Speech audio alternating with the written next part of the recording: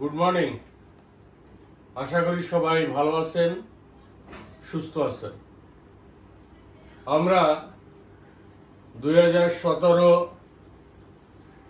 বাংলা এবং ইংরেজি শেষ করেছি। আজকে গণিত পূর্ণমান 20 এর বাংলা ভার্সন করব। যেহেতু প্রভাতী শাখায় ইংরেজি এবং অঙ্ক একই বোর্ডে যদি আমি লিখি তাহলে বেশ ছোট হয়ে যায়, আপনাদের দেখতে অসুবিধা হচ্ছে। তাই আজকে শুধু বাংলা অংশটা করব, গণিত বাংলা করব এবং ইংরেজিতে যে অঙ্ক রয়েছে সেটা আমি পরবর্তীতে করব, কারণ দুটোই আলাদা। এইটা 2017 এর প্রভাতী শাখা,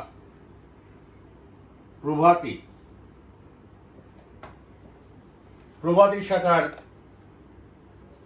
অঙ্কগণিত করব। 12 নম্বর এর পূর্বে আমরা 11 পর্যন্ত দেখেছি। 12 সঠিক শব্দের টিক চিহ্ন দাও। আমি ইংরেজি ভার্সন, বাংলা ভার্সন সবাইকে অনুরোধ করছি, আমি যখন বাংলায় অঙ্কগণিত করব আপনারা সেটা মন দিয়ে দেখবেন, যারা ইংলিশ ভার্সন তারাও দেখবেন। আবার যখন আমি ইংরেজির অঙ্কগণিত করব যারা বাংলা ভার্সন তারাও দেখবেন, কারণ একই প্রকার অঙ্ক ইংরেজি বাংলায় মিলেই আসতেছে। আজকে যেটা বাংলায় সেটা পরবর্তীতে দেখা যাবে ইংরেজিতে এসেছে, আবার ইংরেজিতে যে অঙ্কগুলি সেটা বাংলায় এসেছে। অতএব আপনারা দুটো ক্লাসেই মন দিয়ে দেখবেন এবং বুঝতে চেষ্টা করবেন। যদিও আমি বারবার বলেছি যে রেসিডেন্সিয়ালে বইভিত্তিক প্রশ্ন আসে, কিন্তু বাইরের থেকে ও সমপরিমাণ আসে। যেমন এখানে 12 নম্বরের সঠিক শব্দে টিক চিহ্ন দাও। ক, খ, গ, ঘ, উম এর মধ্যে দুইটা বই থেকে এসেছে। এটা 78 পৃষ্ঠায় তিনটা ছিল, 1, 2, 3, ক, খ, গ। এর মধ্যে ক এবং খ এসেছে বাংলায়, আর গ এসেছে ইংরেজি ভার্সন। এখানে 78 পৃষ্ঠায় 3টা সঠিক শব্দ বেছে নেই। এখানে আছে প্রশ্ন ছিল সঠিক শব্দে ঠিক চিহ্ন দাও। 1, 2, 3টা ছিল, আমি ক, খ, গ দিয়েছি। প্রথম দুইটা ক এবং খ বাংলা ভার্সনে এসেছে প্রভাতী শাখায়, এবং গ এসেছে ইংরেজি ভার্সনে প্রভাতী শাখায়। অতএব পরবর্তীতে হয়তো এই দুইটা ইংলিশ ভার্সনে আসবে, আবার যেটা ইংলিশ ভার্সনে আসছিল সেটা বাংলা ভার্সনে আসতে পারে। অতএব প্রত্যেকটা জিনিস আপনাদের দেখতে হবে। শুধু 12 ক, খ এবং 13 নম্বর বই থেকে এসেছে, আর বাকি সব বাইরে থেকে এসেছে 20-এর। ক্লিয়ার?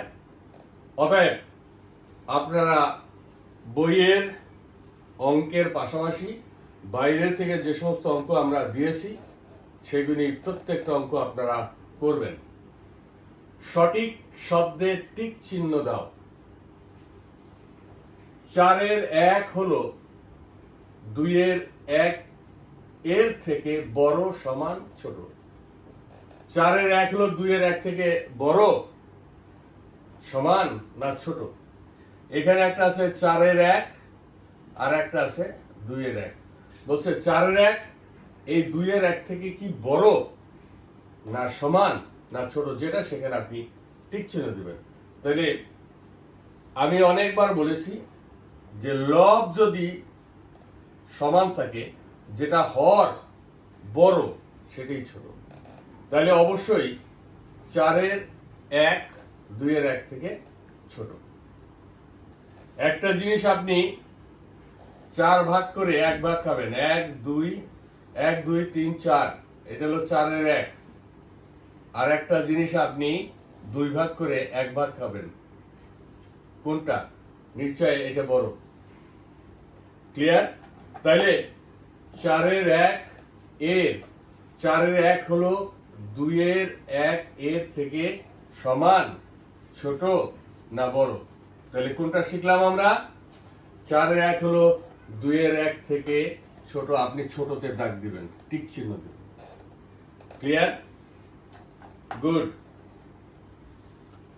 এরপর খ নাম্বার, 4-এর 1 এর 2 টুকরা। 4-এর 1 এর 2 টুকরা হলো 2-এর 1 থেকে বড়, সমান, ছোট। তাহলে 4-এর 1 এর 2 টুকরা নেই। খ নাম্বার, 4-এর 1 এর এরকম 2টা টুকরা, আপনি যোগ করেন দেখি। তাহলে যোগ করলে কি হবে? 4 এবং 4 এটা ভগ্নাংশ। 4-এর 1 4-এর 1, লসাগু 4, 4-কে 4 দিয়ে ভাগ করেন, 1 দিয়ে গুণ করলে 1, প্লাস 4-কে 4 দিয়ে ভাগ করেন 1, 1 1 1, উপরে 2, নিচে কত? 4। একে এখন আপনি ছোট বানান, 2-কে 2 দিয়ে ভাগ করেন 1, 2 2 4, তাহলে কত হইল? 2-এর 1। তাহলে 4-এর 1 এর 2 টুকরা হলো 2-এর 1 থেকে বড়, সমান, ছোট। কি হবে? 2-এর 1 এর সমান। এটা ক্লিয়ার? আমি আবারও বলছি, 4-এর 1 এর 2টা টুকরা নেবেন। আমি নিলাম 4-এর 1 এর একটা টুকরা আর একটা টুকরা, এই দুইটাকে যোগ করলাম। 4 এবং 4-এর লসাগু কত? 4। আর 4-কে 4 দিয়ে ভাগ করেন 1 হয়, 1 দিয়ে গুণ করেন 1, 4-কে 4 দিয়ে ভাগ করেন 1, 1 1 1, অর্থাৎ 4-এর 1, 1-এর 1 2, নিচে 4। এটাকে এখন ছোট বানাইলে 2-কে 2 দিয়ে ভাগ করেন 1, 2 দিয়ে 4-কে ভাগ করেন 2। তাইলে 4-এর 1 এর 2টা টুকরা হবে 2-এর 1 এর সমান। ক্লিয়ার? গুড। এগুলি অবশ্য সহজ, কিন্তু একটু প্র্যাকটিস লাগবে। গ নাম্বার, কথায় লিখো। গ নাম্বার, কথায় লিখো। 8-এর পরে 3টা 9 আছে। তাহলে আমরা যখন অঙ্ক করব, 1 2 3টা সংখ্যার পর আপনি একটা কমা দিবেন। তাহলে এখানে কত হবে? একক, দশক, শতক, সহস্র। এটা কথায় লিখতে বলছে। সমাধান গ সবসময় লিখবেন। কথায় লিখো। এখানে আছে 8 9 9 9। আপনি এখন একক, দশক, শতক, সহস্র। 8000 সহস্র মানে হাজার, 8999। আপনি লিখবেন 8999।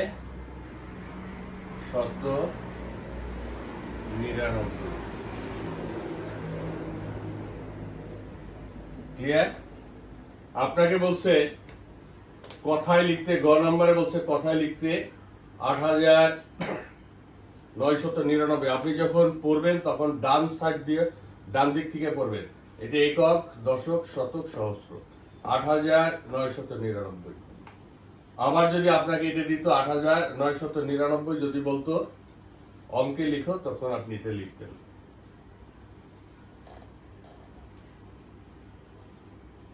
এরপরে আসি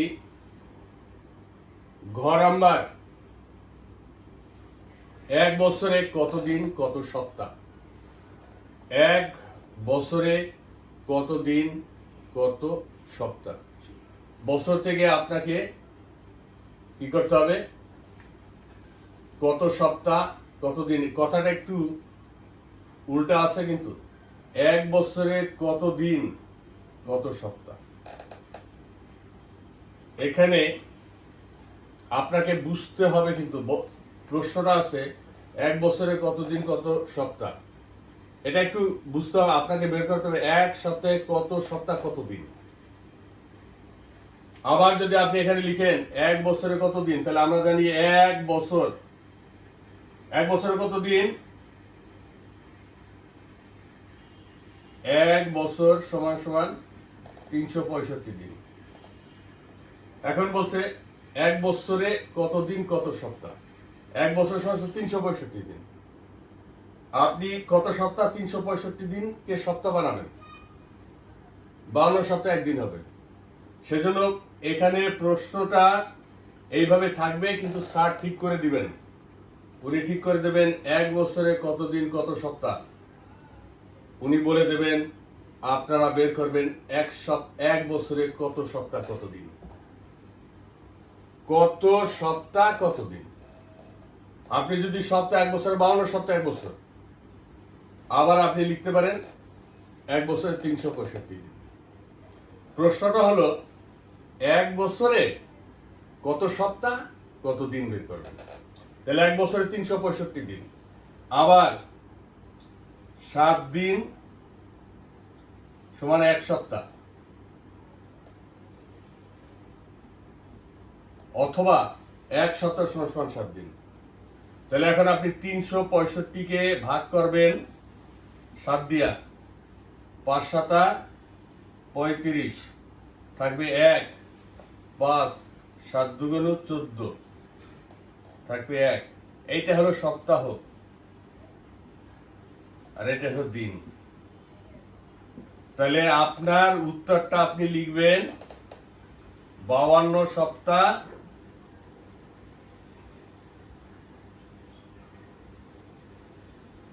একদিন। প্রশ্নটা যদি আপনি না বুঝতে পারেন তাইলে কিন্তু আপনার অঙ্কটা ভুল হয়ে যাবে। এখানে শুধু আপনাকে একটু ঘুরেই দেবে, অর্থাৎ আপনার বুদ্ধিটা একটু দেখবে। এখানে প্রশ্নটা ছিল এক বছরে কত দিন কত সপ্তাহ। এক বছরে 365 দিন আপনি জানেন, এক বছরে 52 সপ্তাহ, 52 সপ্তাহে। কিন্তু আমরা জানি যে প্রত্যেক বছর 365 দিন, কিন্তু 4 বছর পরে 366 দিনে হয় কত? 6 ঘন্টা সমান সমান কম আমরা গুনি না, সেটা 4 বছর 4 24 দিন, সেই একদিন 24 ঘন্টা। তাইলে ব্যাপারটা একটু এইভাবেই আপনি চিন্তা করবেন যে এক বছরে কত সপ্তাহ কত দিন। ক্লিয়ার? গুড। আমার মনে হয় ভালো করে বুঝতে পেরেছেন। প্রশ্ন ছিল এক বছরে কত দিন কত সপ্তাহ। অ্যাকচুয়াল আপনাকে বের করতে হবে এক বছরে কত সপ্তাহ কত দিন। ক্লিয়ার? পরেরটা কথায় লিখো। এটা মিশ্র ফ্র্যাকশন, মিশ্র 3 সমস্ত 2 ভাগের 1 ভাগ, 3 সমস্ত 2 ভাগের 1 ভাগ। আবার কেউ লেখে 3 পূর্ণ 2 ভাগের 1 ভাগ। আপনি যেভাবে লিখেন সেটাই ঠিক আছে। কথায় লিখো 3 সমস্ত 2 ভাগের 1 ভাগ। ক্লিয়ার? গুড। তাহলে আপনারা আমি একদিন মুছে ফেলবো।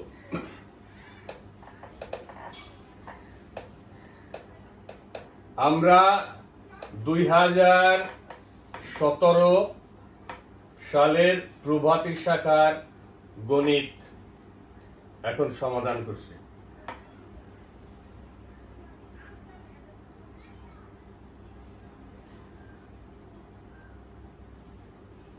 বাংলা ভার্সন।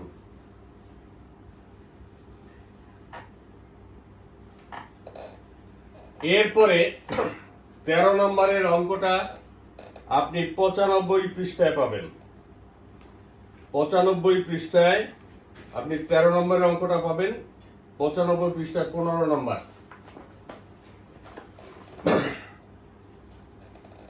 95 পৃষ্ঠায় 15 নম্বরে আছে, একদল কারিগর 3 দিন আগে একটি আলমারি তৈরি করতে শুরু করে। ওখানে আমি লিখে দিয়েছি আলমারি তৈরি করতে তাদের মোট 5 দিন লাগে। যদি আজ সোমবার হয় তবে কোন দিন আলমারি তৈরি শেষ হবে। একদল কারিগর 3 দিন আগে একটি আলমারি তৈরি শুরু করে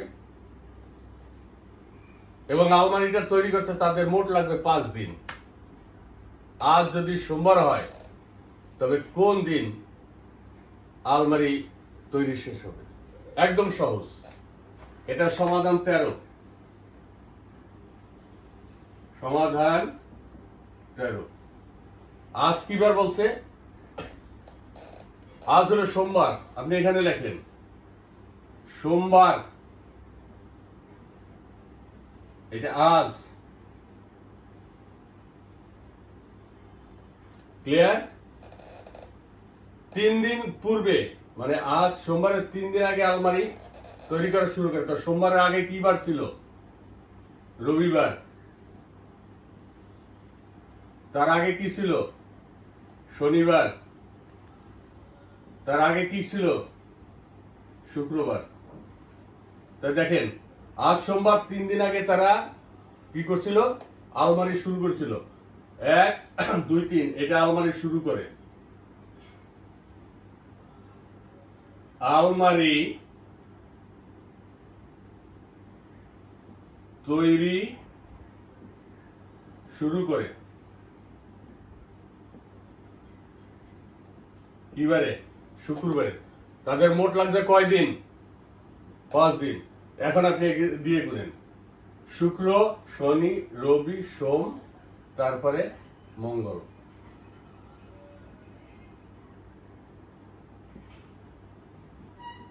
শেষ হবে। ক্লিয়ার? একদল কারিগর 3 দিন আগে একটি আলমারি তৈরি করতে শুরু করে। 3 দিন আগে আলমারি তৈরি করতে তাদের লাগে মোট 5 দিন। আজ যদি সোমবার হয় তবে কোন দিন আলমারি শেষ হবে? আজ সোমবার আমি লিখলাম। 3 দিন আগে শুরু করছিল, তা 3 দিন আগে ছিল রবি, তার আগে ছিল শনি, তার আগে ছিল শুক্রবার আলমারি তৈরি করতে শুরু করে। মোট লাগলো 5 দিন। এখান থেকে মোট 5 দিন। এখান থেকে এখন আপনি এদিকে যান। 1 শুক্র, শনি 2, রবি 3, সোম 4, মঙ্গল 5 দিনে শেষ হবে। মঙ্গলবার। কোন দিন আলমারি তৈরি শেষ হবে? উত্তর মঙ্গলবার।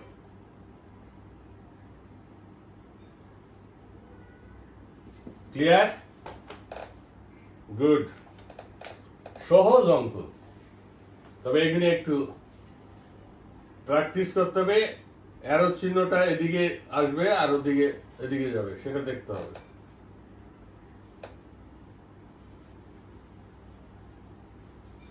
পরের নাম্বার 15।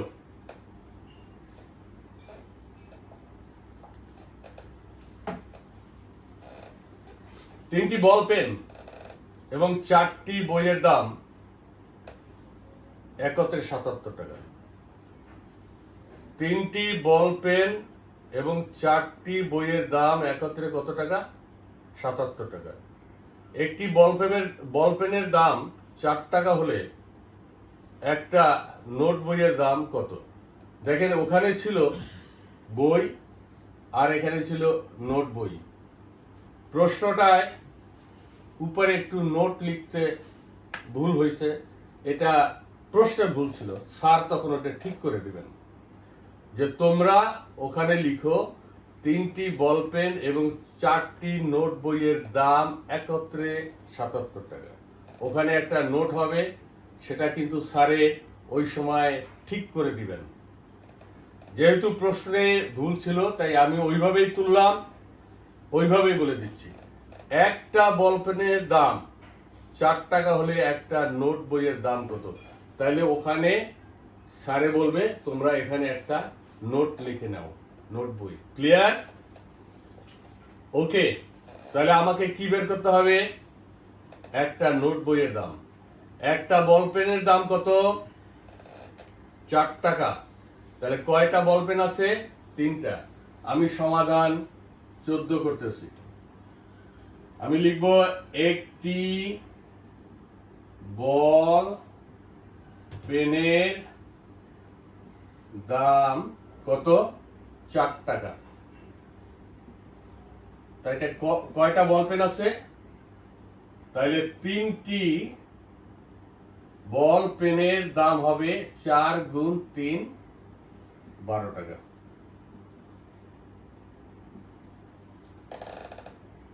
তিনটি বল পেনের দাম হলো 12 টাকা। আমি জানি 3টা বল পেন এবং 4টা নোট বইয়ের দাম একত্রে 77 টাকা। এখন লিখব 3টি বল পেন ও 4টি নোট বইয়ের দাম কত? একত্রে 77 টাকা। এখান থেকে আপনি 3টি বল পেনের দাম বাদ দেন। 3টি বল পেনের দাম কত? 12 টাকা। এটা যদি আপনি বাদ দেন তাহলে কি পাবেন? 4টি নোট বইয়ের দাম আপনি পাবেন। 4টি নোট বইয়ের দাম কত হবে? 5, 6, 65 টাকা। তাহলে 4টা নোট বইয়ের দাম কত? 65 টাকা। 7 থেকে 2 গেলে 5, 7 থেকে 1 গেলে 6। তাহলে 4টা নোট বইয়ের দাম 65 টাকা। আপনাকে একটা নোট বইয়ের দাম বের করতে বলছেন। তাহলে একটি নোট বইয়ের দাম হবে 65কে আপনি ভাগ করবেন কত দিয়া? 4 দিয়ে। তা আলাদা ভাগ করেন। 65কে আপনি 4 দিয়ে ভাগ করবেন। 4 একে 4, 6 থেকে 4 গেলে থাকবে 2, আনেন 5, 4 ছক 24, থাকবে 1, এখানে দশমিক দিয়ে 0 আনেন, 4 দুগুণ 8, থাকবে 2, একটা 0 আনেন, 4 5 20। তাহলে একটা নোট বইয়ের দাম হবে 16 টাকা 25 পয়সা। উত্তর, একটা নোট বইয়ের দাম, একটা নোট বইয়ের দাম 16 টাকা 25 পয়সা। ক্লিয়ার? আমি আবারও বলছি, 3টি বল পেন এবং 4টি বইয়ের দাম একত্রে 77 টাকা। একটি বল পেনের দাম 4 টাকা হলে একটা নোট বইয়ের দাম কত? এখানে প্রশ্নে একটু ভুল আছে। স্যারে এটা পরীক্ষার পূর্বে ভুল সংশোধন করে দিবেন। তিনি বলবেন ওখানে 4টা বইয়ের বদলে ওখানে একটা নোট লিখো, 4টি নোট বইয়ের দাম। তাহলে একটা বল পেনের দাম আপনি জানেন 4 টাকা। 3টি বল পেনের দাম আপনি বের করেন 12 টাকা, 3 × 12। আবার 3টি বল পেন ও 4টা নোট বইয়ের দাম একত্রে 77 টাকা। 3টি বল পেনের দাম আপনি 12 টাকা বাদ দেন, থাকবে 65 টাকা। এই 65 টাকা হলো 4টি নোট বইয়ের দাম। তাহলে এখন আপনি লিখবেন 4টি নোট বইয়ের দাম 65 টাকা। একটা নোট বইয়ের দাম 65কে 4 দিয়ে ভাগ করবেন। আপনি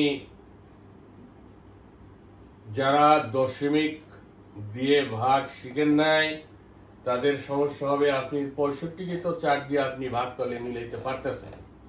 তখন আপনি কি করবেন? 4 একে 4, থাকবে 2, নামাবেন 5, 4 ছক 24, এই 16 টাকা লিখে আর ওই একের আর চিন্তা করবেন না।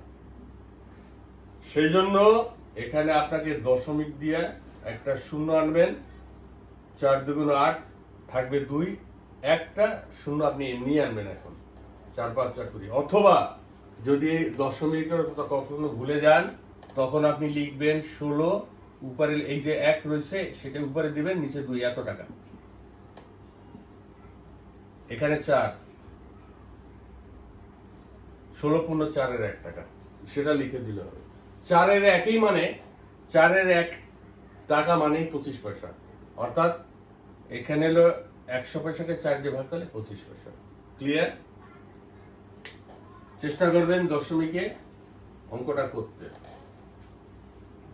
প্র্যাকটিস করতে এই প্রকার অঙ্ক অনেক আমরা দিয়েছি কোচিং এ, আপনি বারবার প্র্যাকটিস করবেন তাইলে এটা হয়ে যাবে।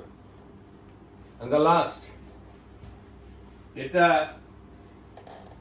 সকালে বাংলা ভার্সনে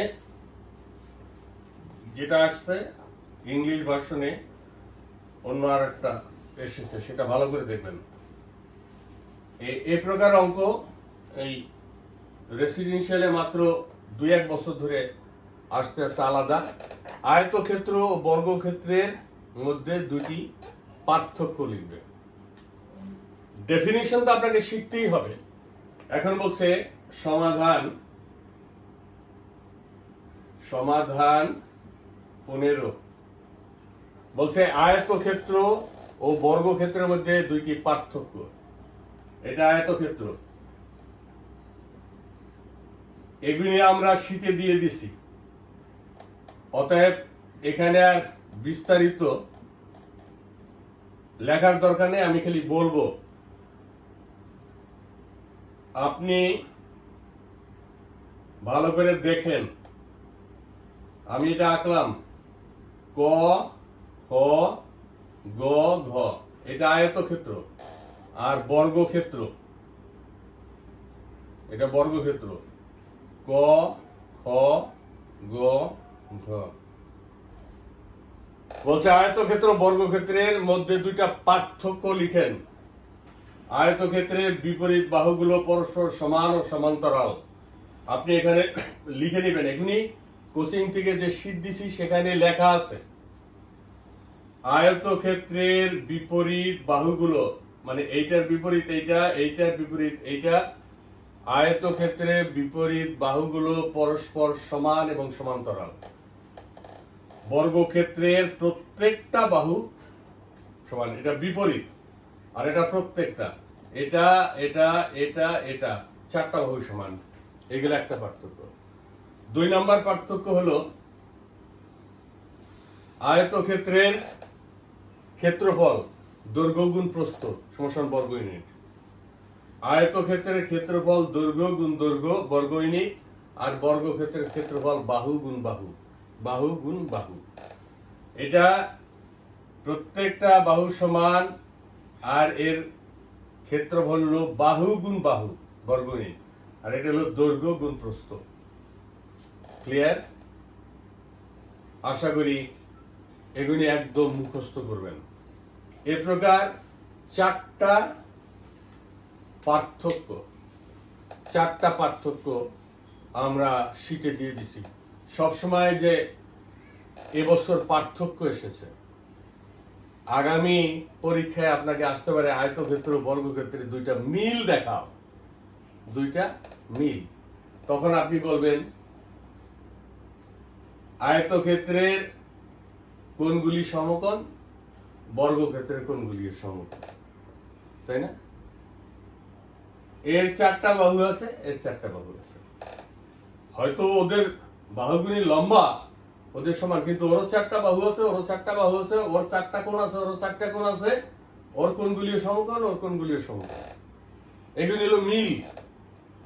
এবছর আপনাকে পার্থক্য দেখাইছে, অর্থাৎ অমিল। আগামী বছর আসতে পারে এবার মিল দেখাও। অতএব যখন আমরা ক্লাস করি তখন আপনারা একটু মন দিয়ে শুনবেন। বাংলা ভার্সন ইংরেজি অঙ্কগুলি করার সময় আপনারা দেখবেন, আবার ইংলিশ ভার্সন বাংলা যে করলাম সেটাও দেখেছেন। আশা করি ক্লাসটা বুঝতে পেরেছেন। আগামী ক্লাস আমি প্রভাতী শাখার ইংরেজি অঙ্কগুলি করব। যেহেতু বোর্ড ছোট, এখানে যদি বাংলা দেই, এখানে যদি ইংরেজি দেই, তাহলে আপনাদের দেখতে নাকি অসুবিধা হচ্ছে। সেই জন্য প্রত্যেক দিনেই একটা ক্লাস আপনি পাবেন, কিন্তু আজকে যেমন সকালে আমি বাংলা অঙ্কটা করলাম, পরেই আপনি ইংরেজি আজকে পাবেন না, কালকে হয়তো ইংরেজি আপনি পাবেন। এরপরে আমি দিবা শাখার বাংলা ইংরেজি একদিন করব, আবার অঙ্কটা আলাদা করব। ক্লিয়ার? আশা করি ভালো থাকবেন, সুস্থ থাকবেন। আমাদের কোচিং থেকে 9 নম্বর বই বের হবে 7 তারিখ। এরপরে জুলাইতে আর কোনো বই বের হবে না। এরপর আগামী মাসে 10 নম্বর বই বের হবে। এরপরে মডেল টেস্টের যে কোশ্চেনগুলি আমি দেব সেগুলি এখানে আমি সলভ করব না। মডেল টেস্টের কোশ্চেন আপনাদের হাতে দিতে হবে, কোচিং থেকে আপনারা নেবেন। মডেল টেস্টের কোশ্চেনগুলি একটু কনফিডেন্সিয়াল থাকবে, সেটা আপনারা যোগাযোগ করবেন, ওখান থেকে আমরা আপনাদের ইনস্ট্রাকশন দিব। এখন আমার ক্লাসগুলি অনেক ছাত্র দেখছেন, কিন্তু যখন আমি সেগুলি দিব তখন একটু কনফিডেন্সিয়াল আমাকে হতে হবে। আশা করি আপনারা বুঝতে পেরেছেন। ভালো থাকবেন। আপনারা অনেকেই কোচিংয়ের বেতন দিচ্ছেন না। আমি আপনাদের বিনীতভাবে অনুরোধ করছি আবারও, আপনাদের অনেকের বেতন বাকি, একদম আপনারা যোগাযোগ করেন নাই, হয়তো ক্লাস দেখছেন কিন্তু কোচিংয়ে আপনারা যোগাযোগ করতেছেন না, বই নিয়ে যাচ্ছেন। এটা আপনাদের সুবিধা অসুবিধা আমার সঙ্গে শেয়ার করতে পারেন, কিন্তু এইভাবে আপনারা করলে আমি ঘর ভাড়াও দিতে পারতেছি না। আশা করি আমার কথাগুলি বুঝতে পেরেছেন। সেইভাবে আপনারা আপনাদের বেতনটা দয়া করে ক্লিয়ার করবেন। 20 সেকেন্ড হাত ধুবেন, বাবা মার কথা শুনবেন, আর প্রত্যেক দিনের পর প্রত্যেক দিন করবেন। ধন্যবাদ।